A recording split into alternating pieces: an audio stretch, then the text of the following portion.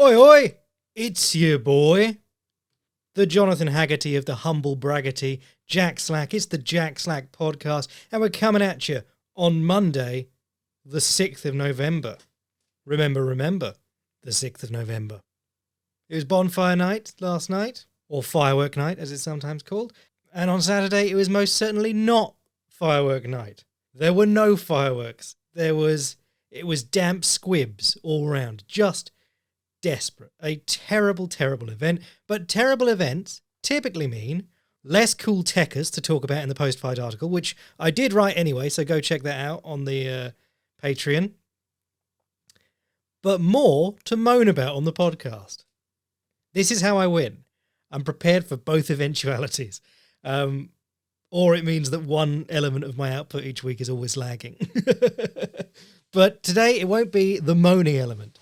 Oh my God, Jailton Almeida. How do you do something so impressive, but also lose so much face at the same time? I think it's safe to say that if you're in here being like, so what? He held down a 200 and 300 pound man for 25 minutes or whatever. You cringe. We all appreciate that he did that. You know, it's like whenever someone has a bad fight and then you respond with, well, you wouldn't do it. They're warriors in there. It's like, yeah, I wouldn't do it. I'm here paying to watch it. It's a sport. We're allowed to judge him. It's an entertainment sport, so we're allowed to judge him on entertainment. Furthermore, on a technical level, having mount for 25 minutes and not striking is bizarre. Now, I've seen people say, well, he was scared Lewis would get up, but then he was also doing things like just standing up from mount sometimes. At the end of the first round, he stands up from mount. And people were like, wow, that was the worst armbar attempt I've ever seen. Or maybe he was trying to go to knee on belly. No, neither of those things involve just lifting your bum up and standing. I think the really crazy thing with this one was how badly Jailton Almeida was wrist controlled from the most dominant position, top control-wise, that you could have. If you remember MVP versus Douglas Lima 1, Douglas Lima takes him down and is like, oh, now we're going to see what this pansy MVP does against a Brazilian Jiu-Jitsu black belt who hits hard. And he did what you're not supposed to be able to do. He held his wrists. And Douglas Lima didn't know how to strip the grips. It was just there, he tried to turn over an elbow and couldn't. And it was probably about 3 minutes he's there with MVP just holding his wrists. The kind of thing that happens to women in TV shows when they're being sexually assaulted. But Lewis was doing this from the bottom of the mountain. He was just grabbing Jailton Almeida's hands. And Jailton Almeida would sometimes bring up a knee and put that over Lewis's bicep and strip the grip that way. And that was something that, a really good example of this is Sergei Haratonov. Back in the day before he forgot how to grapple, he fought Semi Schilt in Pride. And he got mount and he just put his knee over the top of one of Schilt's biceps and pushed it to the floor. So he got basically a mounted crucifix, but from mount. So a mounted crucifix. And then he finished Schilt by just lifting his hand all the way above his head and dropping hammer fists. It was a really violent fight, actually, and no one really seems to remember it at all. Probably one of Sergei Haratonov's best wins, actually. One day I'll do something about Sergei Haratonov, because he has been around forever and he has done some interesting stuff. But, yeah, Jailton Almeida would occasionally do that. But at the end of the first round, he got so frustrated at having his wrist controlled that he stood up and tried to pull his hands free that way. And Derek Lewis just turned over and got up. It was so silly. There were, there's elements of being impressed here, because my concern coming into this was that Jailton Almeida really just has that shot where he dives to his knees and locks his hands under your butt, and then that's about it. And he hadn't shown a lot more than that. He ran into some problems with that against Derek Lewis, as in, Derek Lewis's hips were heavy and he stopped him, but then he just changed off to a single and chain wrestled, or he ran him to the fence and got up and tried to wrestle him from there. So he was very successful with his takedowns. It was only in the third round that they really started failing. And then Lewis got tired anyway, so they'd stopped failing after that. So that was all good. It was the having top position for 25 minutes and not striking at any point that was suspect. And I mean suspect in a couple of ways here. I also mean in the James Krause sort of way. Combat sports has always had this strange relationship with gambling, because obviously a huge part of it is gambling, and that's why they went after James Krause so hard. If you fuck with gambling, they'll ruin your life. Especially in Vegas. But there's always been this strange thing where a fighter can, of course, bet on themselves to win and tell their family to bet on them to win. But can a fighter choose how he wins and tell his family to bet on that? especially if it means not trying for large parts of the fight. I mean, the one that got investigated over here, I think it was David Haye versus Audley Harrison. Audley Harrison was old and washed as hell, and David Haye was having like a tune-up before he fought, was it Klitschko or Valiev? One of them for the heavyweight title. And Audley Harrison, he was the epitome of ruining a fighter by letting them choose their own fights. The BBC gave him a contract for, I think it was £1 million. I think it was just £1 million back in those days. It wasn't £1 million per fight. But they let him choose 6 opponents. And he just spent the next 2 years, 3 years fighting bums. And never got any better, despite being like the Olympic medalist. But then when he met David Haye, he was an old man. He was supposed to, get smoked quickly. David Haye did nothing for the first 2 rounds. Literally didn't even throw punches. And everyone went, this is weird. And then David Haye, just like the moment the 3rd round started, just hits him as hard as he can and knocks him out. And it's like, he clearly could have done that at any point up to now. Why did he do it in the 3rd round? Probably because he told all his friends to bet on it. So there was like an investigation about that, and it is sort of questionable. But then there are also fighters who don't go hard until the 3rd round, or it can be part of your plan to not go hard until the 3rd round. It can be part of your plan to go to the decision. No one is investigating Dominic Cruz over that. But there were moments in this fight where Jailton Almeida looked like he got too close to winning. It was like, step back a bit there, take the foot off the pedal. In the 3rd round, he throws a hammer fist for the first time and hurts Derek Lewis. And then he throws 2 more punches, and then he stops like, hang on. Don't want to risk getting the stoppage here when the odds on the decision were so good. I'm not saying that's the case, but I am saying if I were in the UFC and this was the sort of thing I was investigating, I would investigate this man. Now, I joke about Linton Vassell a lot. He's a bit of a meme. I said I want to see Francis Ngannou fight him in PFL and stuff like that. He's a deeply flawed fighter. He doesn't have the takedowns that Jailton Almeida does. His striking is arse, even though he just knocked out a guy. But the consistent part of Linton Vassell's game is if he gets on top of you, he mounts you. And when he mounts you, he murders you with elbows. He's done it to some very good... I was about to say very good fighters, but as good as heavyweight gets. He's done it to Sergey Haritonov, Ronnie Marks, Tyrell Fortune, Timothy Johnson, Liam McGeary back at light heavyweight, who's very good from the bottom for a light heavyweight. Yeah, go look at some highlights of Linton Vassell when he mounts people. He just elbows them to death. And he's always controlling wrists. He's fighting their wrists. He's putting their wrists on the mat, smashing them with elbows, making them reach across themselves to free their wrist and hitting them with more elbows. If they ever go like double gloves up, he splits down the middle with an elbow. That's not the natural way to throw an elbow, but it is a great way to sneak it through and hurt people. He's getting people in half Nelsons. He's doing Americanas like he's just cranking on them. The fight with Liam McGeary, he keeps like just snapping these Americana attempts on every time he gets close to them, and finally gets the arm triangle by threatening them. But yeah, that's what you want from a guy when he gets mount. Jailton Almeida here was just holding. There were so many points in this fight where Mark Goddard goes, work from fucking mount. It's always been a bit of a meme in the jiu-jitsu community that there's no stalling calls from mount. You can have a little bit of a rest there because you did a load of work to get there. But I think Mark Goddard was absolutely right to fucking warn this guy because he wasn't fighting. He was getting mount, and then sometimes he'd just dismount and mount again to look like he was doing stuff. And it was, this was a real indictment on Derek Lewis. Sometimes he's tricky, and I've talked about that before, and I've talked about it in this week's breakdown. There are some tricky things he does, and I'll talk about that in a second too. But some of this stuff is just arse. Like when he's in side control, Jailton Almeida just has to step over to get to mount. And that doesn't happen against like good defensive grapplers. If you step over like that, it's very easy. Just catch a leg and get half guard. Start wrestling up. Derek Lewis was just laying there. I think he wants people to mount him so that he can do the bridge and roll thing. I mentioned this in the article. What I do like about Derek Lewis, when you posture up, Jailton Almeida postured up in mount in round 1, seemingly to strike, but obviously not, as we learned over the next 20 minutes. But when he did so, Derek Lewis bridged and rolled to his front. In jiu-jitsu, the classical escape is to bridge, the really classic old school escape that doesn't work at high levels anymore. There's notable exceptions, but typically you have to trap an arm and a leg, and then you bridge and roll towards that side. And you trap the arm and the leg so that they can't post and stop you.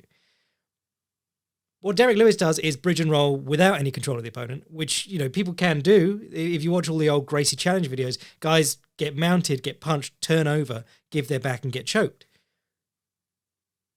But by bridging and rolling, he makes Jailton Almeida put his hands on the mat because Almeida doesn't want to roll with him, so he lets him roll underneath him. And as soon as Lewis is on his knees, he grabs that hand with both of his, and then he rolls all the way through so that he's got Almeida on his back, which in jiu-jitsu, of course, is a worse position, and you've just given up back points. But in MMA, you're now no longer being punched, he's no longer in top position, he's underneath you on your back, and you've got his hand already. And he'd already passed his hand over his head, so he was halfway to an escape. It was real clever, and I really like that. I'm going to steal it. Particularly, people should be looking at this for like sub-only competition. If there's no points, you might as well just do this instead of being mounted and smothered, which everyone's doing now. But he tried it again in the fourth round, and he was absolutely gassed. He rolled and he missed the hand. He went to it too late, and it ended up like almost flat on his front, which is of course terrible. Don't ever do that. But yeah, so there's interesting things like that about Derek Lewis. There was some beautiful sweeping in the third round when Almeida ended up on the bottom. He went to deep half guard, popped his head out the other side like Hanayaya, and then went to the other leg to complete a half guard coyote / dogfight style sweep, which was really nice. The one where you get up to your hands and knees with their ankle trapped behind your knee, and then you walk away from them and pull their leg out, and they fall in the stanky leg position. You remember that from round 3. It's very cool. John Jones did it to Cyril Gahn, but from the top. So he wrestled Cyril Gahn down into the turtle, and then he stepped over his ankle, and then he did basically the same half guard sweep from there to put Gahn on his back. But there were whole points, there were whole periods in this fight where Jailton Almeida's just doing holding shit from the top. Like he gets mount and he goes like can opener from mount, pulling the guy's head up towards your crotch, like in those videos that you've watched. There's no point to that. There's the point of like, if you lift someone's head off the mat when you're in the mount, you pull their head off the mat and you stop them bridging properly. Josh Barnett used to teach this one at seminars where you grab behind the head with one hand and you put one of your legs out in front of you so they really can't do much to move you. But you're not doing anything from there. And Jailton Almeida definitely wasn't doing anything from there. So it was incredibly frustrating because he looked very talented, but he also looked like either he had a bet in on a decision or he got no ground and pound. Jailton Almeida is in the gym every day with the Jiu-Jiteros, working on his berimbolo and his guard passes and his transitions, and Linton Vassal's at home smashing a bag on the floor. I feel like he needs to be a bit more Linton Vassal. I think we all need to be a bit more Linton Vassal. So what else was on this terrible card? Actually, the co-main event really did deliver. Nicholas Dalby was being set up there with Gabriel Bonfim, and he showed, what you need to show sometimes. We do talk about people who start out winning and they stay winning. The Habibs, the John Joneses of the world. And they are very, very, very, very rare. Because at some point you're going to get unlucky and lose just because there's been 30 men throwing punches at your head. Or your knee's going to give out underneath you at some point or something like that. It's very, very hard to keep a undefeated record and be the best guy in the world. Most people aren't going to be that. Many, many fighters are going to meet someone better than them at some point. But you have to be able to beat someone who's better than you. And sometimes that means taking a bit of a kicking and making the best of it. And Nicholas Dalby did a great job here by outlasting Gabriel Bonfim. Bonfim was doing lots of cool stuff, like that thing where he was trapping the wrist to the floor from side control. The thing where Dalby would turn in towards him from side control and he'd like wrap one of Dalby's legs and put his hand under his butt to brace him in place. There were loads of things like that from Bonfim. But Dalby just stayed alive, stayed under there, tucked himself into a ball, dug underhooks. When he came up on the double leg from his knees, he did exactly what Jailton Almeida had been doing, put his head in the center, smushed his face into the guy's belly button, basically. Also like those videos you watch. Rather than getting his head wrapped like Gabriel Bonfim does to people. If you watch the fight with Trevin Giles, it was literally he got top position and then he let Trevin Giles get the underhook and roll into him, and he grabbed the guillotine that way. So Dalby was very aware of that. And then, he just eventually, Gabriel Bonfim slowed down. Dalby stayed on top of him, pushed forward, punched lots, threw some knees from the double collar tie. The thing that I did think was missing from Dalby's performance was body work. I feel like he could have gassed him out sooner and put him away sooner if he'd been working the body, because that is obviously all part of draining someone. But just by staying in his face and throwing hundreds and hundreds of headshots, he did it. It was really impressive. Especially because Dalby's not really a finisher. Never really has been. He's got a cool sort of Kyokushin karate style, but so he throws these interesting high kicks from everywhere. But if you watch his punches, There's definitely not a lot of snap behind them. When you see someone who's a really ferocious puncher, you go, damn. But when you see Dolby punching, it's sort of like, oh, he's just sort of putting his hands out there. But I thought he should have got performance of the night. I think they gave them fight of the night. Yeah, I mean, he should have just got performance of the night. On to the really shit stuff. Rodrigo Nascimento versus Dontel Mays, unranked heavyweights. You know, someone was trying to defend this to me on Twitter earlier this week. He was like, oh, what, you don't like fun fights that end quickly? It's like, oh, regretting that one, mate. Caio Borralho versus Abus Magomedov. Oh my goodness. See, Caio Borralho, I said this immediately afterwards, but this guy is going to be like a Francisco Trinaldo sort of guy for me. He's going to be one of those guys where I go, damn, he had a tricky game and he was quite clever. It's a shame no one ever really got into him and he never really went anywhere because he's clearly very smart. He reads his opponents well. He prepares for them well. He has that striking game that sort of limits exchanges. He grapples when he needs to. He's got very strong grappling. You know, I talked about him working with Melky Galval's team at the Fight Nerds on the last episode on the Boycast. But the way that he fights has like no urgency, which you'd think he would have learned when he was the first person ever who had to win back-to-back fights on the Contender Series to get a UFC gig. I mean, the first one they were like, you were kind of boring. So he came back and he stopped the next guy, and then it's been decision since then. He did finish Alexijuk in his last one, actually. But, yeah, he's not doing well making friends. And it's interesting because he's beaten some good middleweights. Arman Petrosyan, Makhmud Muradov, Alexijuk, and now Abus Magomedov, who's not good, but people seem to think he's good. Meanwhile, Magomedov, you know, anyone who wanted to be kind to him and be like, well, the last time it was his first UFC main event, probably had an adrenaline dump. No, he fought ultra-conservative in this fight. Wasn't particularly highly billed. No one gave a shit that he was on the card. Still gassed out in round 3. Round 3, this man is useless. And that's without, like, a noticeably high output or anything.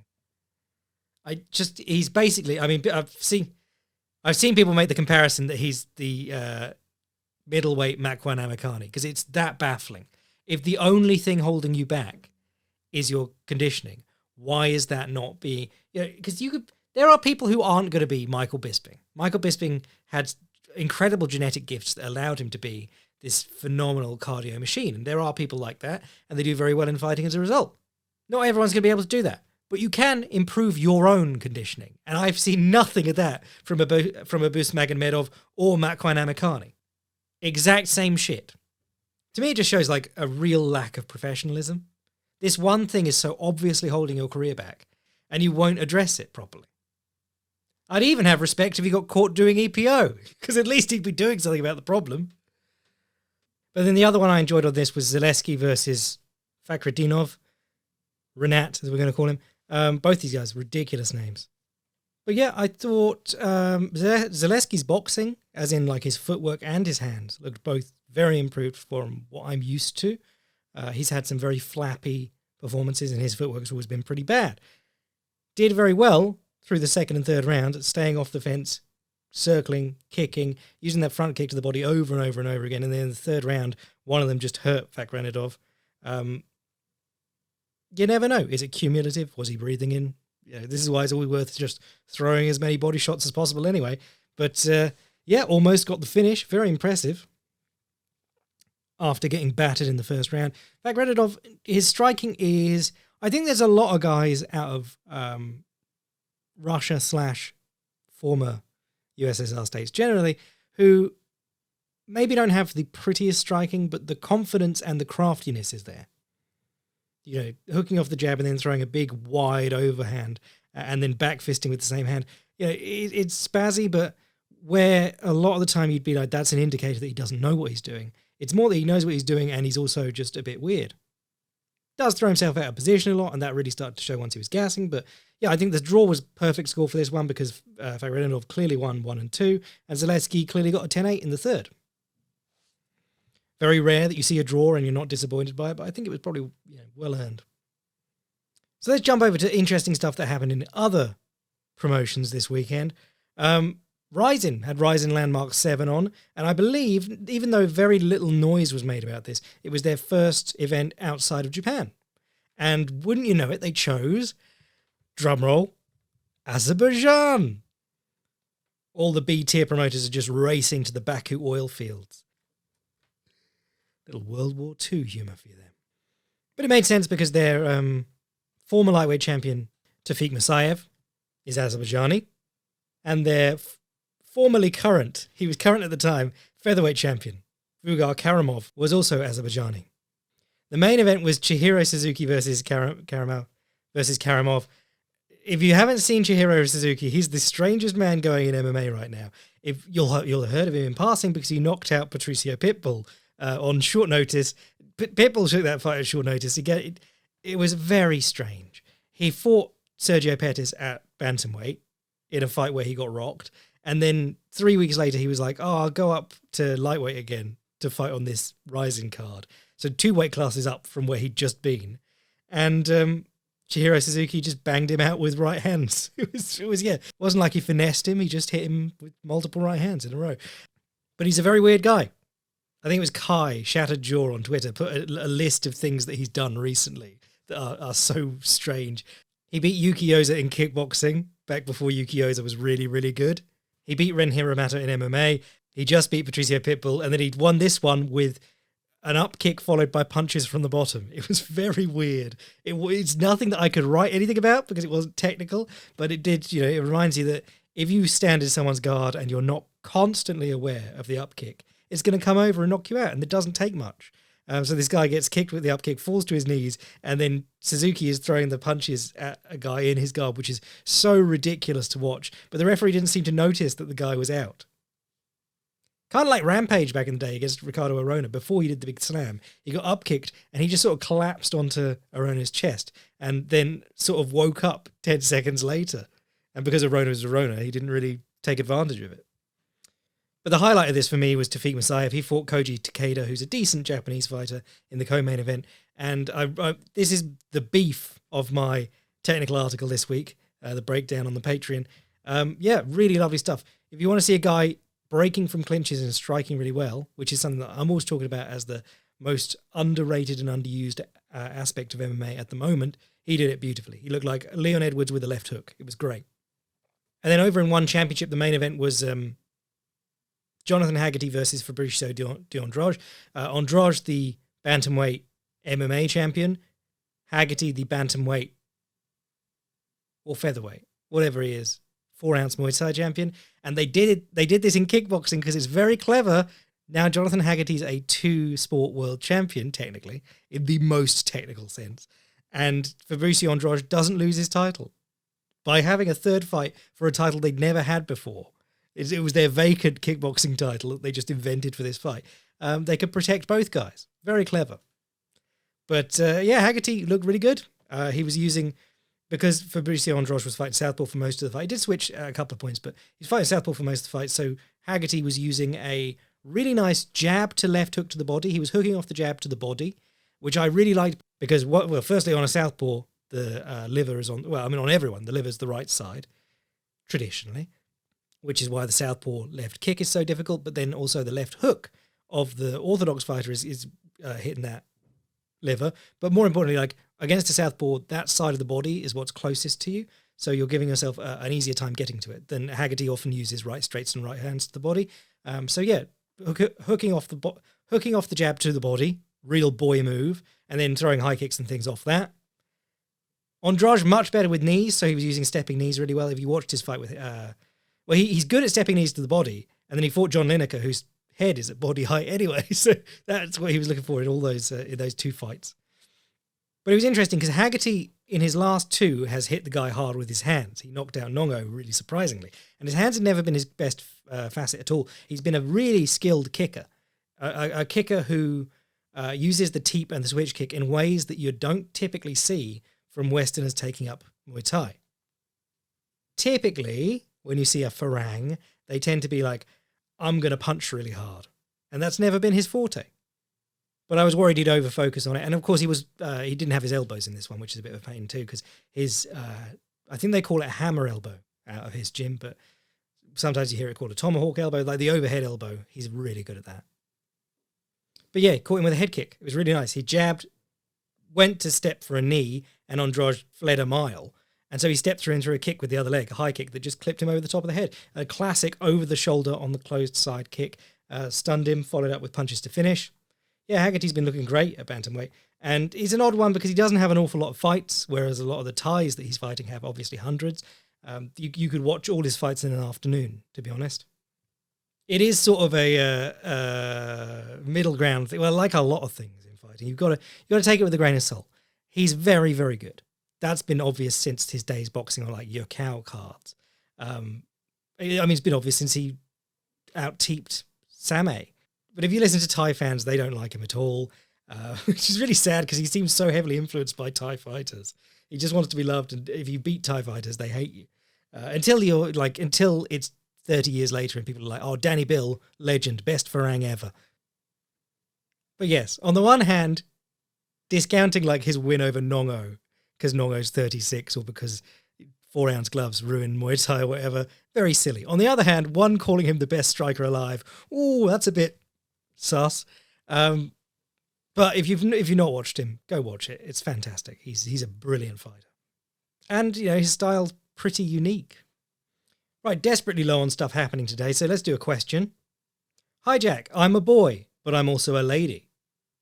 Oh, the wordplay unfolded in our minds. I was listening to your latest podcast and laughing at the fact that you said you have absolutely nothing to talk about, but still didn't answer any questions. So I thought I should send you one more question just in case. I have been thinking a lot about self-defense for women and what the best martial art would be for self-defense. I know you always talk about elbows and knees and kicks for female fighters, but in a self-defense scenario, would a man just catch my slow woman legs and take me down? I assume BJJ would be excellent for women's self-defense, since you may already be at close range in dangerous scenarios. But what if I want to be cool like Jonathan Martinez? Can I learn some kicks and have fun while learning to defend myself? Thanks for your S-tier content. I did a rough poll and have found no Jack Slack / Hasbullah crossovers. Take care from Lem. Stupid heavyweight title fights being cancelled, bless. A lot to unpack there. She showed real knowledge of the Jack Slack law and bits. I have talked a lot about, like, in women's fighting, I would love to see more emphasis on elbows and knees because they're easier to get mass behind.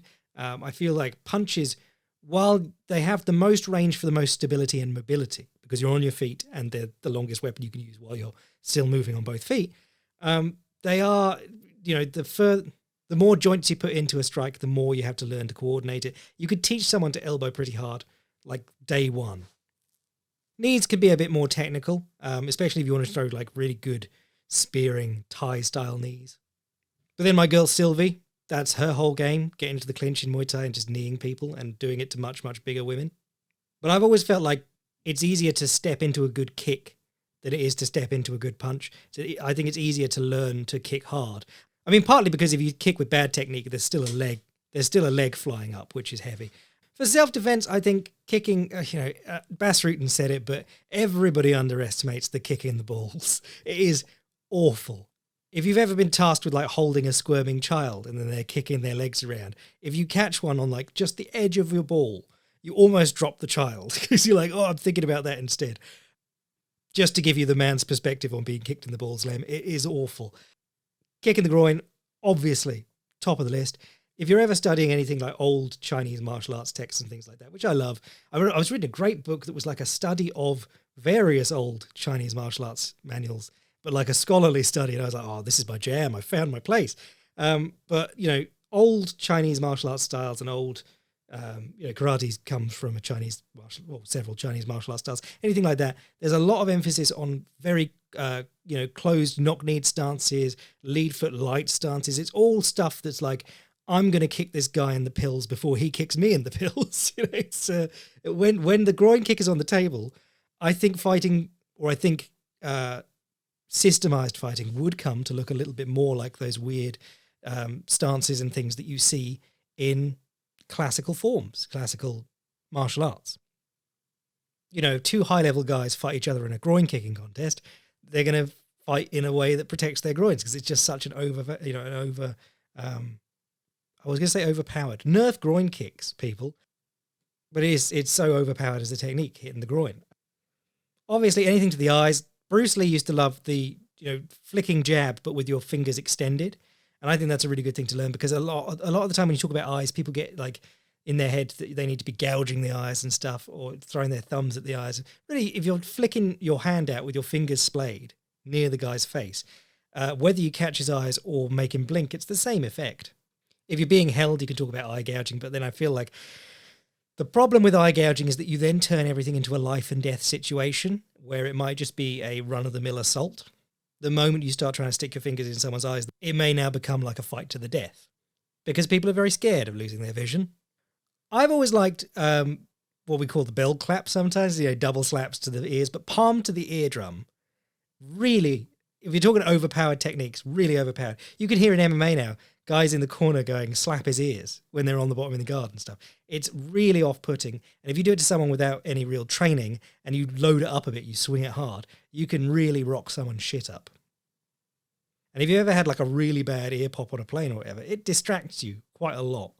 If you burst someone's eardrum, they're not going to be entirely focused on assaulting you. I think it's one of the things that, obviously women's self-defense is something that, they do classes and things on, and they do sell differently to men's self-defense because the situations are different. Men, typically, a lot of your self-defense stuff is focused on, any one of us could be mugged, but women's self-defense has to deal more with things like sexual assault. Men's self-defense, a lot of it is like people squaring up to you in the club.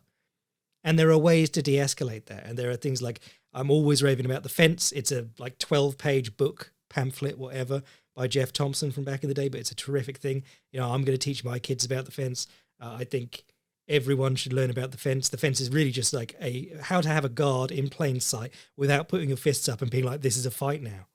But for women, it's a lot more like know where people are, know where lit roads are, all that stuff. It's, really we should all be thinking about like, don't walk home the dark way, this stuff. But it's, when you start to think about it, like from a, can you help me with this problem perspective, you do start going, I'm quite glad that I don't have to deal with a lot of that shit. But can you learn to kick for fun? Absolutely. You won't be doing much groin kicking because a groin kick is like a round kick, but upwards. So you just swing it up there. But, kicking people in the legs still works. Kicking people's feet out still works. The main, one of the things that really astonishes people when they fight people who don't have any training is how they're almost tripping over themselves. Like people throwing punches hard. You will meet people who have like surprisingly good punching form. You'll meet people who are surprisingly quick, surprisingly powerful. But a lot of people are just like throwing themselves off balance all the time. Low kicks, foot sweeps, anything like that, you can send someone tumbling to the floor. But again, that's talking about it like you're having a fist fight, which, women's self-defense, probably not a lot about that. I guess it all comes back to what is self-defense. Are we talking a fight in the club? Are we talking getting mugged? Are we talking, someone trying to sexually assault you? There's a lot of things that can happen there. Because some of those situations, I'd be like, no, fuck all the training that I've done in striking. I'm grabbing the sharpest thing that's near me, or I'm grabbing this chair here, or I'm giving him the old teep and run because the 40-yard dash is still the greatest self-defense weapon that any of us have. My advice for men has always been like, learn to throw a good 1-2, learn to hit hard, and then hit them when you can. Never so much focusing on the grappling because, again, this is all contextual. And the other guy can change the context whenever he wants. You could take someone down and it not be a life and death thing, or it suddenly could be and he pulls a knife out of his pocket or whatever. So it's very difficult. I don't feel like selling people self-defense is really anything more than like peace of mind. And with these things, always like an ounce of prevention is worth more than a pound of cure. If at all possible, don't go places where obviously people are going to try and mug you or whatever. I am now too old to be clubbing, so I don't get people squaring up to me as much. But my advice, man, if you want to learn to kick, learn to kick. If you want to learn nunchucks, learn nunchucks. I have always been a big proponent of having fun. You are not going to get good at something that you don't enjoy doing. Get yourself a heavy bag. Hit it however you like. If you don't like throwing, it's not important that you learn how to throw a jab. It's not important that you learn how to deal with southpaws. You just have to learn how to hit something hard and have fun with it. If you want to do spinning back fists, do spinning back fists. And this brings us on to teaching and coaching methodology. I was watching something about, there's a BJJ team that are doing pretty well at the moment, and they just divide everything up into games with very limited parameters. So like pummeling your feet to inside position, or the other guy has to step past your knee line and things like that. And that's always interesting. But also like how much do you want to teach people the same thing, and how much do you want them to find who they are and work out their stuff? And that's again linked in with, and that all links in with like whether it's martial science or martial art. If it's art, it's up to the practitioner to work out what they're doing. But I will repeat a piece of advice that I learned from Billy Robinson, his book, his memoir. I think it was called Physical Chess. And he was a great catch wrestler from Wigan, from the Snake Pit. And before they were dorks who tried to sue people. Is that the Snake Pit US, maybe? But he taught Sakuraba. He taught other notable Japanese pro wrestlers and catch wrestlers. And before he was going to be a catch wrestler, he wanted to be a boxer, but then he had some kind of childhood jape ruined his eye, so he couldn't box. Another guy with a ruined eye who couldn't box. That brings us back to last week's episode. But his uncle told him, carry an HB pencil, which I think is the hardest one, in your pocket, because you'll never get done for going equipped if you're carrying an HB pencil. And if you ever need it, you hold it in your hand with your thumb, like do a thumbs up, but with the pencil along it. And he said, shoulder roll and come back and just put that through their cheek. He said, then, nobody wants to fight you once they've had a pencil through the cheek. But that's good advice that I like to share with everyone. Carry an HB pencil and learn to shoulder roll. Cheers, Lem. Right, I reckon that'll do us for this week. I'll be back midweek for the Boycast. Sign up to the Patreon to get extra episodes and my post-fight breakdowns.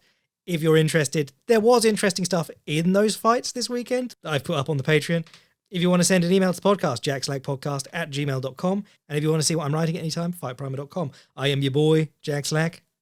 Pity the next heavyweight bum Derek Lewis is fighting. Bless.